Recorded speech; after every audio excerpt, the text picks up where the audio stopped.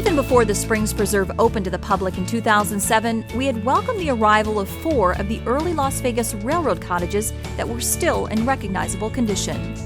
When these cottages were originally built in 1909 to 1911 by the railroad, they were workers' houses.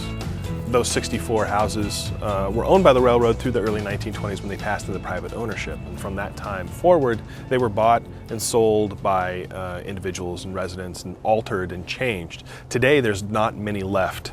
These cottages were in an area that was slated for development in downtown Las Vegas.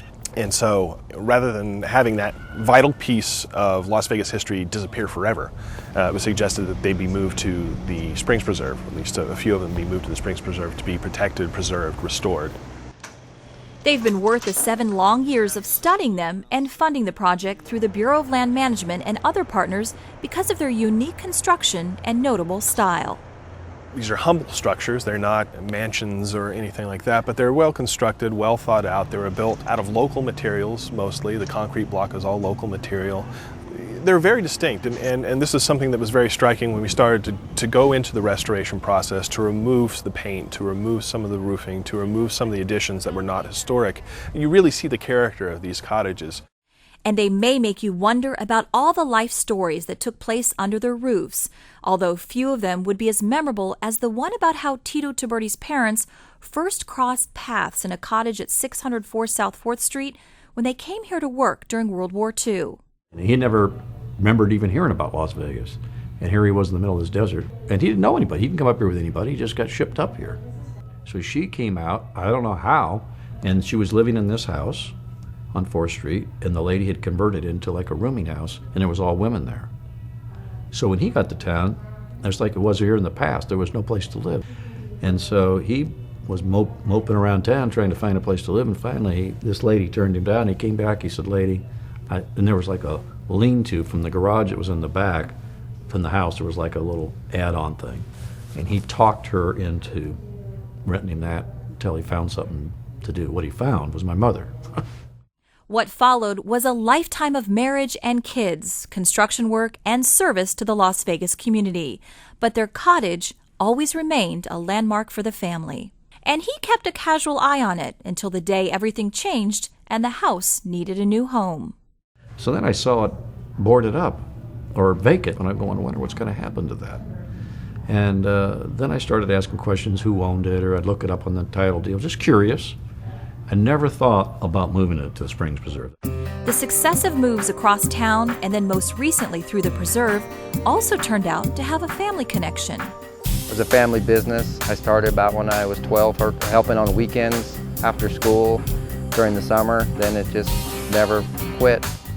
So size and weight-wise, the railroad cottages should have been light work, except that they were hauling such a load of history. These one takes a lot of consideration, especially been sitting there for 7 years, and they've pretty deteriorated or fallen apart.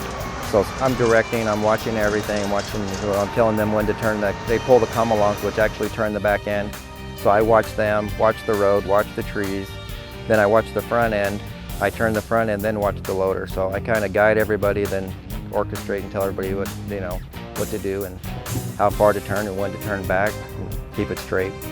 But nothing tested their nerves like the crossing of the Las Vegas Creek bed with its canopy of iconic Fremont cottonwood trees. You know, the road's only basically 12 feet wide, and we're taking a 24-foot building down a 12-foot road, basically. So it has been a little complicated coming down through some of those turns by the wells and by those trees. Despite the tight turns and an abundance of caution for their historic cargo, in the end, they made the 4 moves seem pretty easy. Jack them up and move them down and just put them up on the spot. And now the final restoration can begin with the knowledge that we will be remaking the cottages nearly as good as new. We've been very lucky with this project because we have the actual blueprints that were drawn up by the railroad to build these railroad cottages. And on those blueprints we actually have a lot of detail, important things like call-outs for the paint colors. So we know exactly what the exterior trim would have been. We know exactly what the interior paint scheme was for each of the rooms. And so we're going to match it exactly to what was in the original blueprints. And the preserve's homage to the golden age of the railroad in Las Vegas is continuing now that we've finally taken delivery on our one-of-a-kind rolling replica steam train. It was kind of a drawing board thing. They said, we want to get a train, but we want it to fit in. We don't want to ride like you see at Disneyland. We're looking at something that looks like a real train.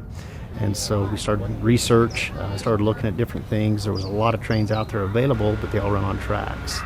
And so we was looking for something that run on the roadways here at the Springs Preserve. And it was difficult to find. There's not anybody that builds that type of equipment out there. Especially when authenticity was key to the final choice. It does have all the period-specific noises and sounds. So, you have the whooshing sound for the steam locomotives. You also have all the bells. You have the crossing bells, and also you have the brass bell you see up on top. So it does make all the sounds of an original locomotive. And we thought it was a worthy enough reproduction to christen it with a Tiberti name, in honor of the family's support for the whole range of our railroad projects. They started talking about this train, and then they said they would like to name the train after my mother and father. And what did I think about that? It was terrific.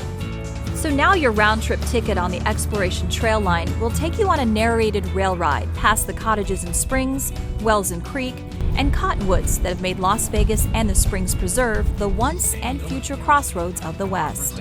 So I grew up with that whole concept of the water and where the Springs Preserve is. I never thought of all that being combined together where it is, but it's great.